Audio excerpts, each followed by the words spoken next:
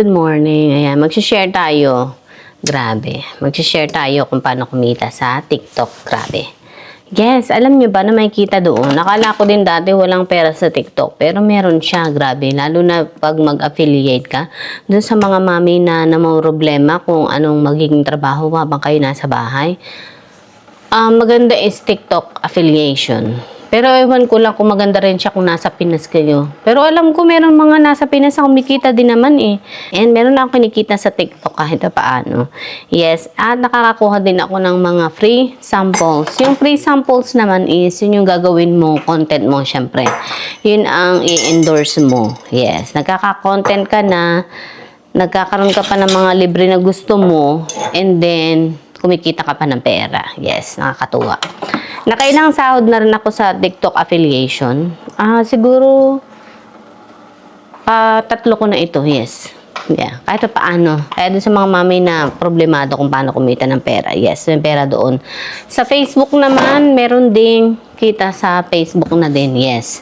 Dati akala ko sa YouTube lang pwedeng kumita ng pera. Pero ngayon pwede ka na kumita sa TikTok, Facebook, YouTube. Ang YouTube medyo mahirap na ngayon kumita ng pera. Grabe. Sobrang hirap na ng requirements. Pahirap na ng pahirap.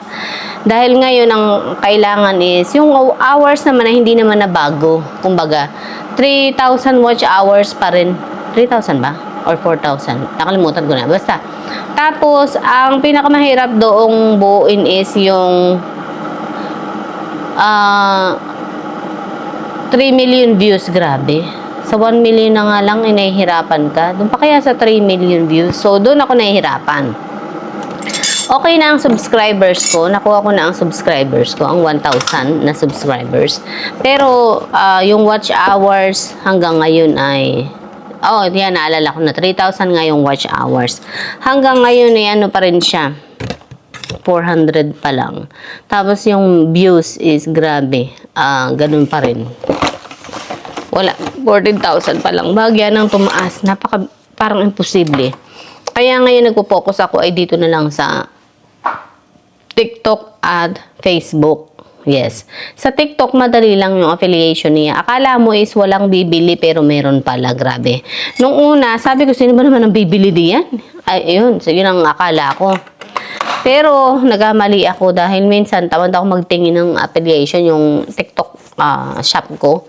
Pagtingin ko, Diyos ko, makita ko, ang dami palang umorder. Yun. Ang nakakatuwa is sa affiliation, hindi ikaw ang send ng mga package na ipapadala sa mga bumili, kundi yung mismong link, yung may-ari ng link na inilagay mo dun sa iyong product. Yes. Yun siya. Sila ang magpa-package, sila ang mag-ship ng product. Sila ang, kumbaga, ay mamang problema, hindi ikaw. Yes. Ay, wala naman dapat problema, di ba? Yes. Tapos, yung order nga lang is yung bayad sa'yo, yung commission, pinakang commission mo is matagal siyang dumating. Sa akin, every month na dating. Yes, kasi maghihintay pa ng 1 month eh. Pero sa Pinas, parang narinig ko every 15 days daw. Yes, iba-iba kasi ng bansa kung saan naroon ka, iba't iba ng regulation, kumbaga. Kaya ayun, sa akin okay lang kahit 1 buwan siya dumating kasi hindi ko naman masyado pang kailangan. Yun ang kagandahan. Pero alam mo, kung noon ko pa ito naisip at halimbawa ay nasa Pinas ako, talagang buhay na ako sa TikTok affiliation yun. Kaya lang nandito ako, kumbaga, okay na rin, pwede na rin, meron na kinikita, kumbaga, simula pa lang naman kasi bago pa lang ako dito sa TikTok affiliation na ito, yes. Parang ano pa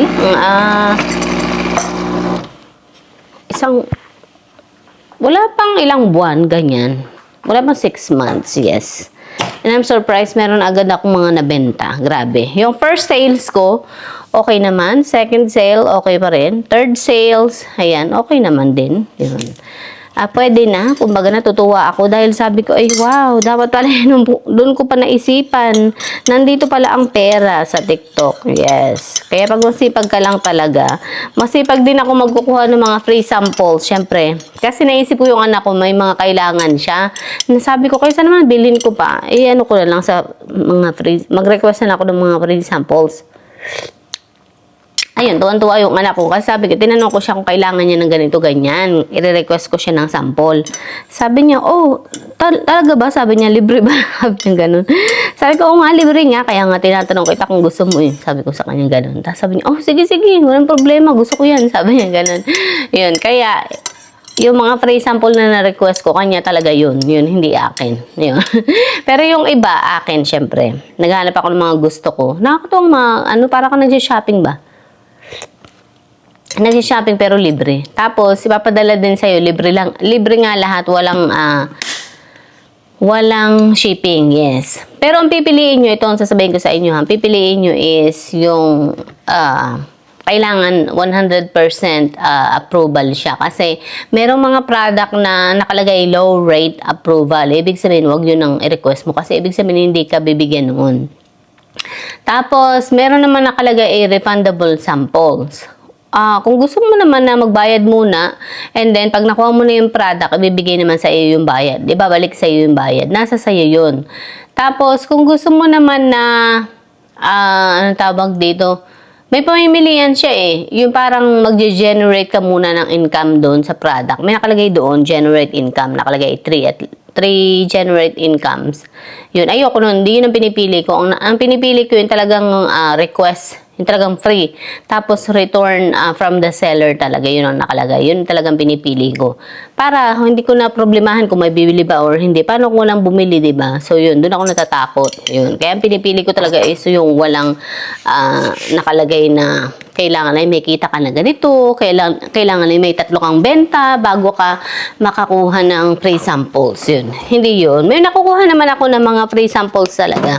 At yun ang pinipili ko nga. And so far, so good. Wala pang issue.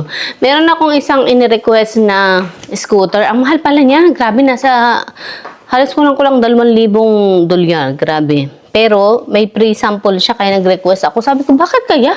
Wow, ang mahal naman ito. So, yun, nag-request ako, titingnan ko, sabi ko kung maganda, pakinabangan natin yung free, diba? Yun. And tapos bigla ako natakot, sabi ko, paano kung walang bumili, diba? Pero siguro may bibili naman noon, bahala na. At saka libre naman, wala namang nakalagay na bayaran ko daw, wala akong maibenta, diba? Wala namang nakalagay na ganun. Sabi ko, bahala na. Basta bibiling ko yan, siguro naman may bibili ka paano, kahit pa isa-isa. Yun.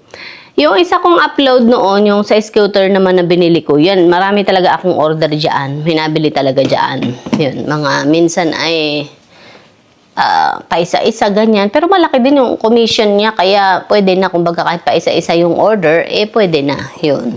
Kaya ako'y natutuwa talaga. Yun. Ang lamig na niya, kaya tinanggal ko na itong aking robe. Yes. So, kaya kahit, matagal ko nang upload yun, yung video na yun is okay pa rin dahil kumbaga kumikita pa rin kahit ang tagal ng upload. Yes. Yung nakakatuwa nga pala, kahit isang beses mo lang siyang i-upload, nandun pa rin siya dun sa iyong video. At nandun pa rin nga yung link. So talaga may bibili at bibili sa link na yun. So, kaya hindi mo talaga dapat alalahanin. Kaya yun, mag-TikTok ka na rin. Para ikaw ay magkaroon ng ng income din, di ba? Lalo na kung pag nasa bahay ka.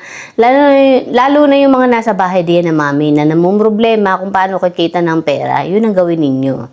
Yes, para hindi nyo kailangang iwan ang inyong mga babies, hindi nyo kailangang umalis ang bahay. Nandun na kayo sa bahay, nababantayan nyo pa rin ng inyong mga anak. Kumbaga. And at the same time, kumikita kayo ng sarili nyong pera. Okay, so, ayan. Okay, hanggang sa muli. Bye!